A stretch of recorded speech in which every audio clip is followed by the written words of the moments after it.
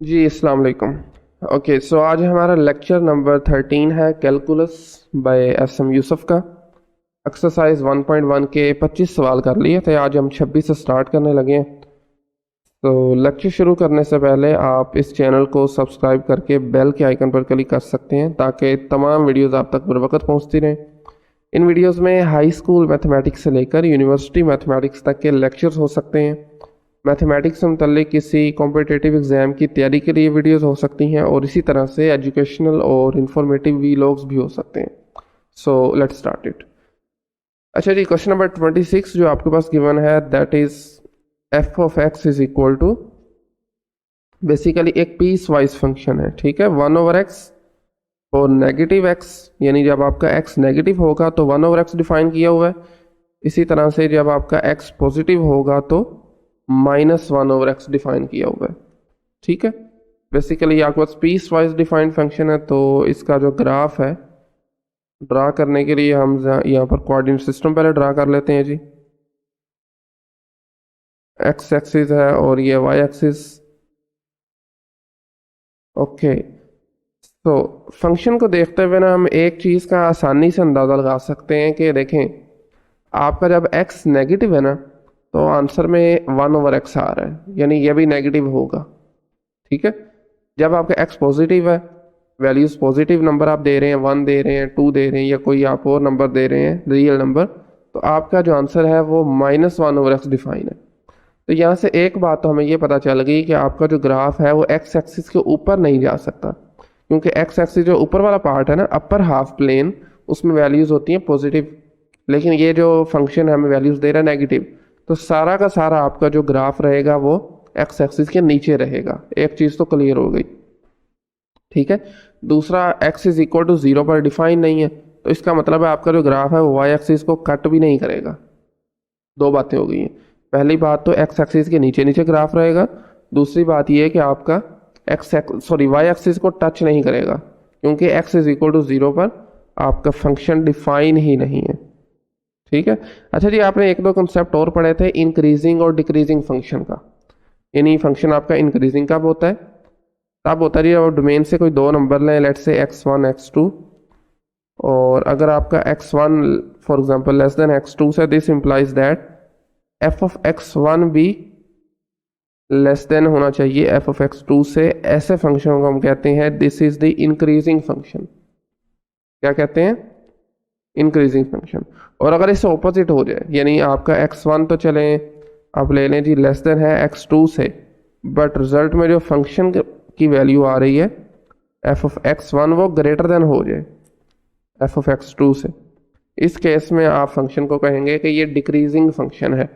तो हम बेसिकली ये चीज़ भी चेक कर सकते हैं कि आपका, अच्छा हमें दो बातें पता चली हैं कि आपका जो फंक्शन है ना, एक यहाँ पर होगा फोर्थ क्वाड्रेंट में और दूसरा थर्ड क्वाड्रेंट में होगा, ठीक है।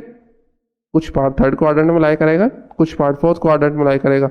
नेक्स्ट हम ये देख लेते हैं कि जो आपका फंक्शन है बेसिकली इंक्रीजिंग है या डिक्रीजिंग है। तो अगर आप 1/x को देखें, 1/x आप x नेगेटिव हमने लेना है, यानी -1 -2 वैल्यू जो, चलें इसको ज़रा हम पहले लेबल कर लेते हैं। -1, लेट्स से दिस इज -2 -3, और इसी तरह से ये वाली वैल्यूज जो हैं पॉजिटिव होंगी।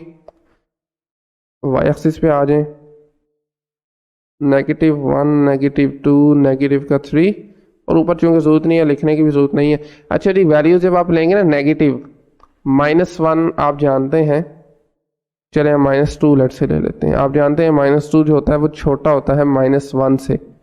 दिस इम्प्लाइज दैट आप जब फंक्शन में वैल्यू पुट करेंगे 1/x में, तो क्या आंसर आएगा? चले पहले 2 पुट कर लें, -1/2 आ जाएगा, और यहाँ पर हमारे पास आ जाएगा -1/1 विच इज़ -1। तो अब देख लें, जो -1 है बेसिकली यहाँ पर लाई कर रहा है, और -1/2 जो है वो यहाँ पर लाई कर रहा है, ठीक है। तो इसका मतलब है आपका जो रिलेशन है वो अपोजिट हो गया, यानी -1/2 ऑफ कोर्स ग्रेटर देन है क्योंकि माइनस आ गए। तो आपका जो थर्ड क्वाड्रेंट में बेसिकली जो पार्ट है ना फंक्शन का, वो वाला है डिक्रीजिंग पार्ट, ठीक है। यानी कि उसकी लुक जो है वो इस तरह नहीं है, बल्कि वो नीचे को है। डिक्रीजिंग का मतलब है इस तरीके से डिक्रीज कर रही है उसकी वैल्यूज़, ये बात भी पता चल गई। डिक्रीज कैसे कर रही है वो भी देख लेते हैं। चलें कुछ वैल्यूज़ ले लेते हैं जी। जब आप x-1 पुट करते हैं आपका y-1 आता है, तो फंक्शन का जो है वो यहाँ पर लाई करेगा। ठीक है, आगे आ जाए, x-2 पुट करते हैं तो आपकी जो वैल्यूज़ हैं वो क्या आ जाएंगी, -1/2 आ जाएगा। -2 पुट करें तो -1/2 जो कि यहाँ कहीं आएगा। ठीक है, इसी तरह से इसमें -2 पुट करें, x इज इक्वल टू -2, -1/2 आ गया। अब आप x is equal to -1/2 put कर लें, x इज इक्वल टू -1/2 जब पुट करेंगे तो 1/1/-2 which is equal to -2। x is equal to -1/2 कहाँ पर, यहाँ पर है, और y इज इक्वल टू -2 कहाँ पर है, यहाँ पर है। तो बेसिकली जो आपका ग्राफ बन रहा है ना वो कुछ इस तरह से बन रहा है, y एक्सिस के करीब होता जाएगा यहाँ से भी और इसी तरह यहाँ से भी x एक्सिस के भी, लेकिन इसको टच नहीं करेगा। ठीक है, करीब होता जाएगा लेकिन इसको टच नहीं करेगा। ये आपका ग्राफ बनेगा थर्ड क्वाड्रेंट में। इसी तरह से फोर्थ क्वाड्रेंट में जो आपका ग्राफ बनेगा वो होगा -1/x। ठीक है, आप x की वैल्यू पॉजिटिव लेंगे, 1 लेंगे, 2 लेंगे, 3 लेंगे। 1 लें तो वैल्यू देखें क्या आती है, -1 आ जाती है, जो कि यहाँ पर लाई करेगी। x is equal to 2 put करें तो -1/2 आ रही है 2, और y इज इक्वल टू -1/2 जो कि यहाँ पर आ रही है, देख लें। x is equal to 1/2 put करेंगे ये वाली वैल्यू, तो y आ जाएगा -2 जो कि यहाँ पर लाई करेगा। अगेन इसमें भी आपका जो ग्राफ है ना वो इस तरह से बनेगा, कुछ एग्जैक्ट तो नहीं बन रहा है लेकिन लुक जो है उसकी कुछ इस तरह से ही होगी। ठीक है, यानी x एक्सिस और y एक्सिस को टच नहीं करेगा लेकिन उनके करीब से करीब तर होता चला जाएगा। ये आपका ग्राफ है जी जो फंक्शन आपको गिवन था 26 क्वेश्चन में। ठीक है, अच्छा जी, नेक्स्ट हम चलते हैं अपने अगले क्वेश्चन की जानिब, और वो क्वेश्चन नंबर है हमारे पास 27। फंक्शन इसमें गिवन है जी y इज इक्वल टू, या f(x) कह लें, y कह लें, x² + 2x - 1। ठीक हो गया, और हमने जो फंक्शन इसका बनाना है वो तमाम रियल नंबर्स के लिए बेसिकली हम देखना चाह रहे हैं। ठीक हो गया, ओके। तो x² जब भी आपके पास आता है ना तो आपके पास बनता है पैराबोला। x² आ जाए या y² आ जाए, ये चीज़ें आप ऑलरेडी डिस्कस कर चुके हैं। ठीक है, FSC में आप स्टडी कर चुके हैं ये। तो ये हमारे पास बनेगा जी पैराबोला, और इसको ज़रा स्टैंडर्ड फॉर्म देने के लिए जो कि y² इज इक्वल टू, आप जानते हैं 4ax होती है बेसिकली, हम कुछ इसमें चेंजिंग करते हैं, मतलब थोड़ा इसको रीअरेंज करने की कोशिश करते हैं। ठीक है, तो अगर आप इसकी राइट साइड पर देखें तो x², इसी तरह से +2x + 1 - 2। देखें 1 को मैंने ब्रेक किया है 1 - 2 के साथ। क्यों ब्रेक किया है, क्योंकि यहाँ पर मुझे स्क्वायर कंप्लीट करना था, यानी x + 1 का whole square -2 is equal to y। -2 को ज़रा आप लेफ्ट पे ले आए, y + 2 हो जाएगा। This is equal to x + 1 का होल स्क्वायर। अब देखें y + 2 को आप फर्ज करें जी कैपिटल Y, x + 1 को कैपिटल X सपोज कर लें, तो हमारे पास y is equal to x² basically equation बन जाएगी जिसको हमने प्लॉट करना है। ठीक है, चलें जिसको आप प्लॉट भी कर लेते हैं। ओके, सो मैं यहाँ पर ज़रा कोऑर्डिनेट सिस्टम पहले बना देता हूँ। Let's say this is our y axis, और इसी तरह से ये हमारे पास आ गया जी x एक्सिस। ठीक है, लेबलिंग भी कर देते हैं हम इसको ज़रा। ये स्मॉल x है और ये स्मॉल y के लिए बेसिकली हमने ये सिस्टम बनाया है। ठीक है, ओके, नंबरिंग कर देते हैं। Let's say this is 1 2 3, -1 -2 -3। इसी तरह से y एक्सिस पर भी सेम वे में, नेगेटिव y डायरेक्शन में भी। अच्छा, अब देखें बेसिकली हमने चूंकि प्लॉट करना है x² is equal to y को, ऐसे ही है ना। ओरिजिनल फंक्शन तो हमारे पास y is equal to x² + 2x + 1 है, लेकिन हम इसको थोड़ा रीअरेंज करके इस तरीके से लिख लिया। ठीक है, तो x जो बेसिकली था वो किसके इक्वल था, लिख लेते हैं। कैपिटल जो x है दैट इज स्मॉल x + 1, और इसी तरह से कैपिटल जो y है this is equal to y + 2। ठीक है, तो आप बेसिकली जब इनको ज़ीरो पुट करते हैं तो हमारे पास दो लाइंस आती हैं। कैपिटल एक्स को ज़ीरो पुट करें, कैपिटल वाई को ज़ीरो पुट करें, तो एक लाइन आपके पास आ जाएगी एक्स इज इक्वल टू -1, और दूसरी लाइन आपके पास आ जाएगी थी वाई इज इक्वल टू -2।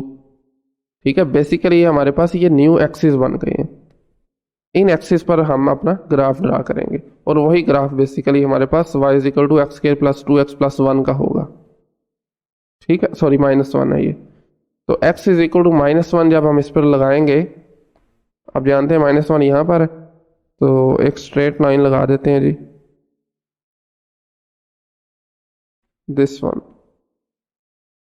ठीक है, और y इज इक्वल टू -2 जो कि यहाँ कहीं लाई करता है। ओके, देखिए ना, ये आपका था -1 था और ये -2 था। ये हमारे पास न्यू एक्सिस आ गए हैं। इनको आप नाम दे सकते हैं जी कैपिटल एक्स और कैपिटल वाई का। ठीक हो गया। अब इन देखें ना, कैपिटल एक्स और कैपिटल वाई में हमारे पास जो ग्राफ बन रहा है वो y is equal to X square simple बन रहा है। सिंपल हो गया, बिल्कुल सिंपल, जैसे आप parabola y is equal to X square होता है। तो उसके लिए आप जानते हैं ग्राफ हमारे पास होता है जी कुछ इस तरह से। ठीक है, मे भी कुछ वैल्यूज एग्जैक्ट ना यहाँ पर मैच करें, लेकिन उसकी जो लुक है वो कुछ इस तरह से ही होती है। ठीक है ना, तो इस तरह बेसिकली प्लॉट करना आसान होता है, बजाय कि आप x square plus 2x minus 1 को डायरेक्ट प्लॉट करना शुरू कर दें। ठीक है, पहले हमने इसको ट्रांसफॉर्म किया है न्यू एक्सिस में, फिर उन न्यू एक्सिस पे ये ग्राफ सिंपल हो गया था y is equal to X square का। इसका ग्राफ आप जानते हैं, हमारे पास 0 0 जिसके वर्टेक्स होते हैं, और उसी तरह से आप वैल्यूज़ लेते जाएं कोरस्पॉन्डिंग। x की वैल्यू आप 1 लें, आंसर 1 आ जाएगा। x वैल्यू आप 2 ले लें, y आपको 4 आ जाएगा। इसी तरह से नेगेटिव साइड पर भी। और ये ग्राफ आपका जो होता है सिमेट्रिक होता है अबाउट y एक्सिस। ठीक है, आई होप कि आपको इसकी अंडरस्टैंडिंग हो चुकी होगी। बहरहाल अगर कहीं से नहीं समझ लगी तो आप कमेंट सेक्शन में पूछ सकते हैं। और आज के लिए इतना ही। नेक्स्ट लेक्चर में इंशाल्लाह हम क्वेश्चन नंबर 28 से स्टार्ट करेंगे। So thank you very much.